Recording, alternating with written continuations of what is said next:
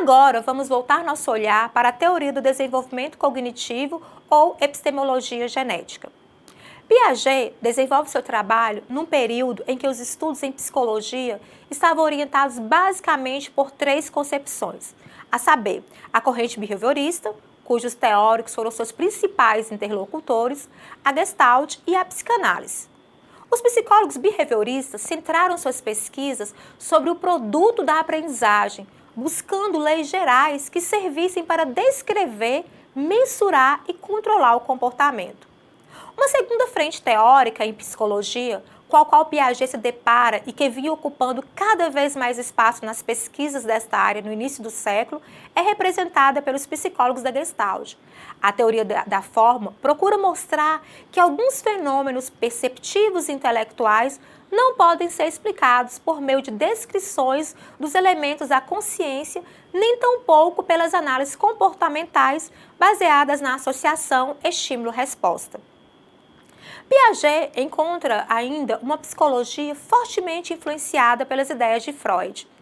A concepção psicanalítica questiona a ênfase dada aos processos conscientes, afirmando o papel fundamental do inconsciente para a compreensão do desenvolvimento e funcionamento da personalidade humana. Na perspectiva construtivista de Piaget, o começo do conhecimento é a ação do sujeito sobre o objeto, ou seja, o conhecimento humano se constrói na interação homem-meio, sujeito-objeto. Conhecer consiste em operar sobre o real e transformá-lo, a fim de compreendê-lo. É algo que se dá a partir da ação do sujeito sobre o objeto de conhecimento. A troca permanente que o organismo estabelece com o meio possibilita tanto as transformações observáveis que ocorrem no nível exógeno, as quais se identificam a formação dos sistemas de esquema, como as transformações internas ou endógenas, por meio das quais se constituem as estruturas mentais. Para facilitar a compreensão, podemos representar da seguinte forma. Vocês podem estar se perguntando, o que Piaget define por esquemas? Os esquemas são definidos como moldes mentais em que colocamos nossas experiências. Em outras palavras, esquemas são estruturas ou conceitos que usamos para interpretar e organizar as informações que recebemos. A princípio, nossos esquemas são muito simples e são limitados por reflexos, mas à medida que vamos crescendo, eles se tornam mais complexos. Como exemplo, temos o esquema de gato. Uma criança pode chamar todos os animais de quatro patas de gatos.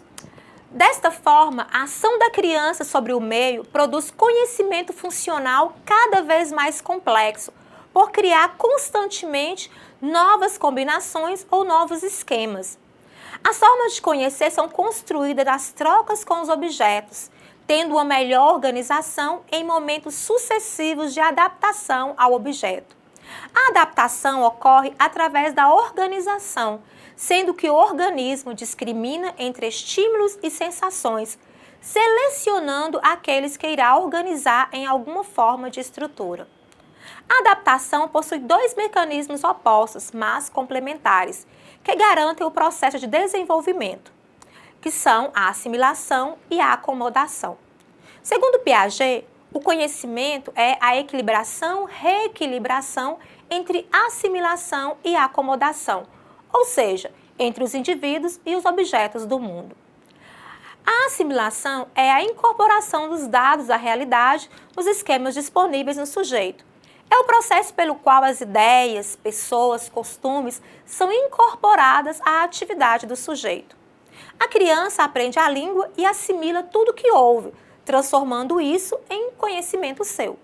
A acomodação é a modificação dos esquemas para assimilar os elementos novos, ou seja, a criança que ouve e começa a balbuciar em resposta à conversa ao seu redor, gradualmente acomoda os sons que emite aqueles que ouve, passando a falar de forma compreensível. E quais são os fatores responsáveis pelo desenvolvimento segundo Piaget? Maturação, experiência física e lógico-matemática, transmissão ou experiência social, equilibração, motivação, interesses e valores, valores e sentimentos.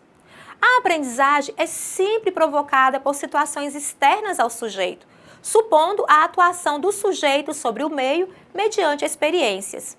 A aprendizagem será a aquisição que ocorre em função da experiência e que terá caráter imediato. Ela poderá ser experiência física, comporta ações diferentes em função dos objetos e consiste no desenvolvimento de ações sobre esses objetos para descobrir as propriedades que são abstraídas deles próprios. É o produto das ações do sujeito sobre o objeto. E outro, a experiência lógico-matemática, onde o sujeito age sobre os objetos de modo a descobrir propriedades e relações que são abstraídas de suas próprias ações. Ou seja, resulta da coordenação das ações que o sujeito exerce sobre os objetos e da tomada de consciência dessa coordenação. Essas duas experiências, então, estão interrelacionadas. Uma é condição para o surgimento da outra. Para que ocorra uma adaptação ao seu ambiente, o indivíduo deverá equilibrar uma descoberta, uma ação com outras ações. A base do processo de equilibração está na assimilação e na acomodação. Isto é, promove a reversibilidade do pensamento. É um processo ativo de autorregulação. Piaget afirma que para a criança adquirir pensamento e linguagem, deve passar por várias fases de desenvolvimento psicológico, partindo do individual para o social.